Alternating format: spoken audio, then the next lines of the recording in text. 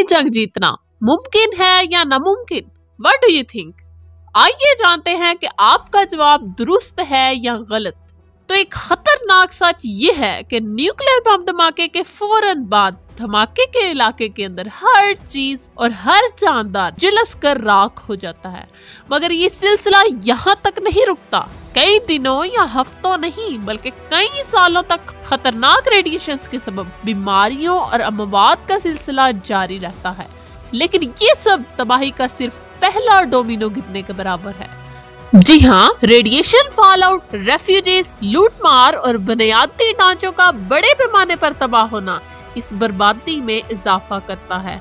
मगर इन सबसे भी एक खतरनाक चीज होती है जो दूर दराज इलाकों तक पहुंच पाती है और सबसे ज्यादा तबाही फैलाती है, और वो है धुआं यानी स्मोक। यकीनन आपको ये गलत लगा होगा मगर ये सच है। दरअसल जब एक वक्त में बहुत ज्यादा धुआं एटमॉस्फेयर में जाता है तो ये सूरज की रोशनी को जज़ब कर लेता है, जिससे पूरा क्लाइमेट मुतासर होता है।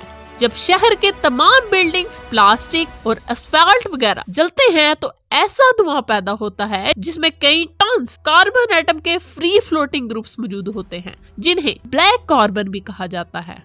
ये स्याह पार्टिकल्स सूरज की रोशनी को अपने अंदर जज़ब करके इर्द गिर्द की हवा को शदीद गर्म कर देते हैं, और इस तरह धुआं तैरता हुआ ट्रोपोस्फियर से स्ट्रेटोस्फियर तक जा पहुंचता है। ये धुआं कम से कम 1/2 तक कायम रह सकता है, जिससे हवाओं को तहरीक मिलती है। सूरज की शुआएं ऊपरी फजा में ही जज़ब होती रहती हैं और नतीजतन हमारा प्लेनेट ठंडा हो जाता है।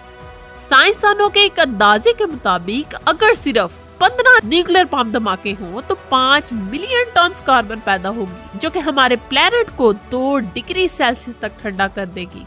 It's a huge change. But wait a minute, आज तक ऑलमोस्ट 2000 न्यूक्लियर बम धमाके किए जा चुके हैं, तो फिर हमारा प्लेनेट गर्म की बजाय इंतहाई सर्द हो जाना चाहिए था। तो क्यों ऐसा ना हुआ? जवाब जानने से पहले subscribe the channel so that you can watch more informative videos. So let's start. तो नुकसानात से बचने के लिए ज्यादातर न्यूक्लियर बम धमाके या तो एटमॉस्फेयर में काफी ऊंचाई पर किए गए या दूर दराज मुकामात पर, या फिर ज़ेरे जमीन काफी गहराई में, सिवाय 2 के, हिरोशिमा और नागासाकी पर होने वाले बम धमाकों के।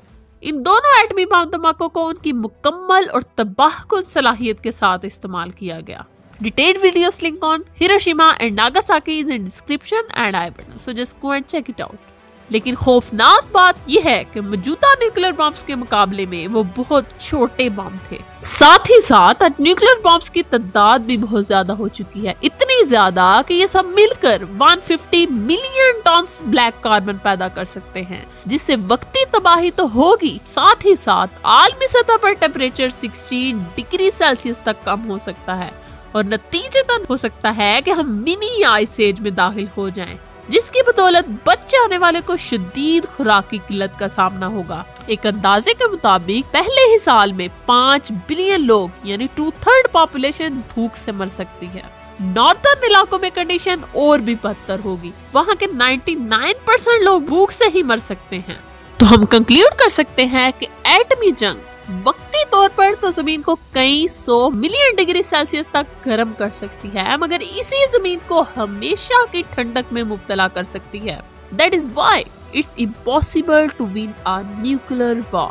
Other videos link on nuclear weapons is in description and I button, so just go and check it out। मुझे उम्मीद है कि ये इन्फॉर्मेटिव वीडियो भी आपको बहुत पसंद आई होगी। So like, comment and share before leaving। अल्लाह हाफिज। पाकिस्तान जिंदाबाद।